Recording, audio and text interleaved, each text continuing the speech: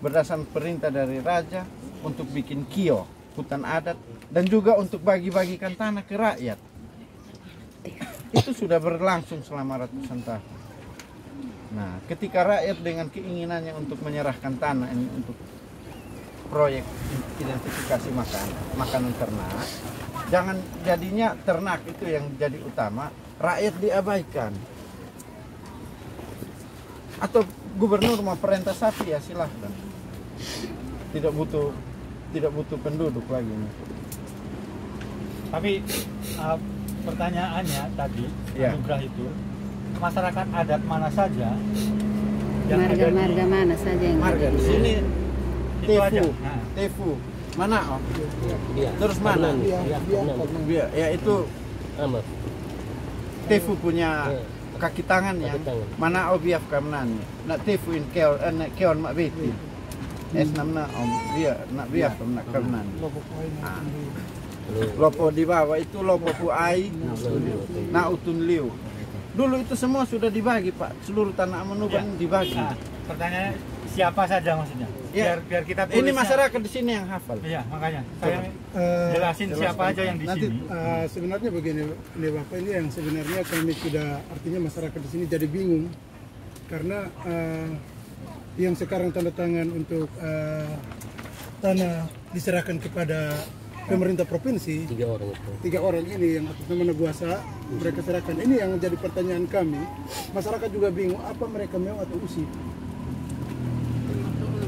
Kalau usip hanya dikenal di TTS cuma tiga, sama usip Amanuban, usip Molo, dan usip Amanatun. Ini kita mau saling terbuka bahwa usip di TTS ini berdiri Kabupaten TTS ini karena ada tiga raja, Raja Amanuban, Raja Molo, dengan Raja Amanatun, yaitu Banam, Onam, Enam. Itu ada tiga. Di sini ada amaf-amaf. Ketika ada amaf-amaf ini, ada dari Pae ada 5 desa. Desa Yubaat, Polo, Batnun, Linanutu, Bena. Datang di Oekam itu yang besi. Namanya kalau di sini ini dulu kontrak kerjasama baru kasih nama Besi Pae. Tapi dia nama awalnya itu Pubabu. Tapi karena kontrak kerjasama Indonesia Australia, maka muncullah nama baru Besi Pae.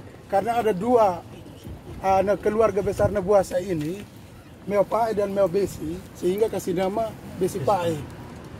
Nah, di dalam kontrak kerjasama itu sebenarnya sudah jelas bahwa Nabuasa menyerahkan juga disepakatin bersama dengan 8 amaf ini yang tanda tangan di dalam kontrak kerjasama Indonesia Australia itu. 8 amaf, 8 marga ini ikut tanda tangan. Tepu Manao, Biaf Kabnani, Lopo Puai, Na Utundiu. Ini 8 marga ini juga ikut tanda tangan di dalam kontrak kerjasama waktu Indonesia Australia. Pertanyaannya kemarin tanggal 21 Agustus tahun 2020 ini kami juga bingung, hanya diserahkan oleh keluarga Nabuasa, amaf-amaf ini tidak dilibatkan.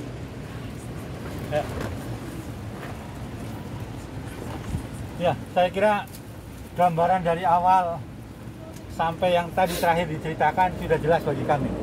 Kalau pengertian sejarah tanahnya, siapa saja yang dulu tanda tangan, terus kemudian dalam prosesnya seperti apa, sudah jelas ya. Tapi begini,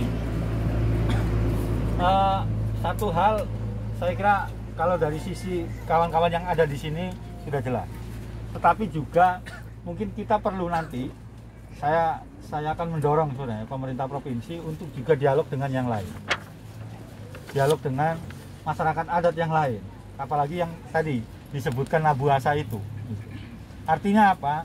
Supaya kemudian antara masyarakat adat dengan masyarakat adat itu tidak saling dibenturkan.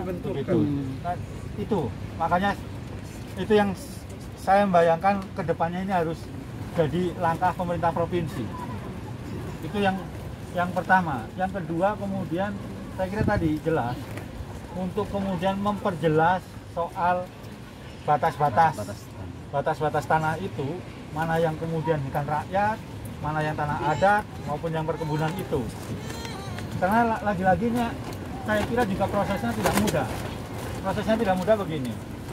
Yang namanya pemerintah, siapapun pemerintahnya, itu pasti akan pakai undang-undang dan yang lain sebagainya.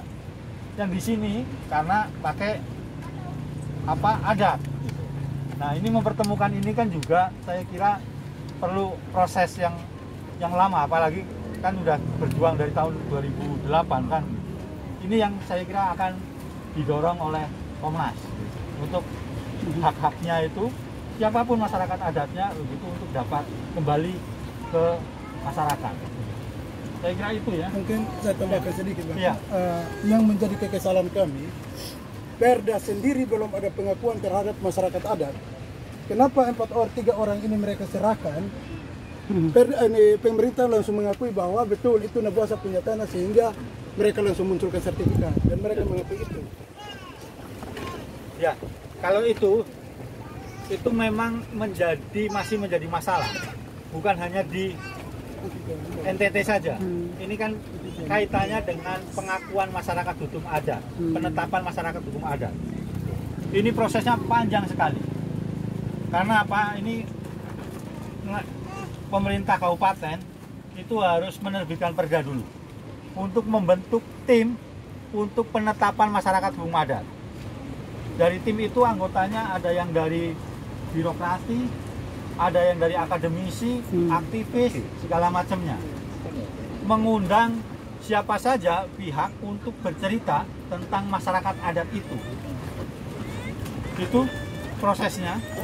Baru kemudian ngomong asetnya mana saja. Seperti itu. Kebetulan saya sedang dalam proses mendampingi juga penyelesaian kasus masyarakat adat di Jawa Barat. Itu sama prosesnya. Hanya memang kemarin saya juga sudah sampaikan ke Pak Asisten 1. Sepertinya Pemprov juga harus mendorong untuk inisiatif penetapan masyarakat hukum adat kepada daerah-daerah yang ada.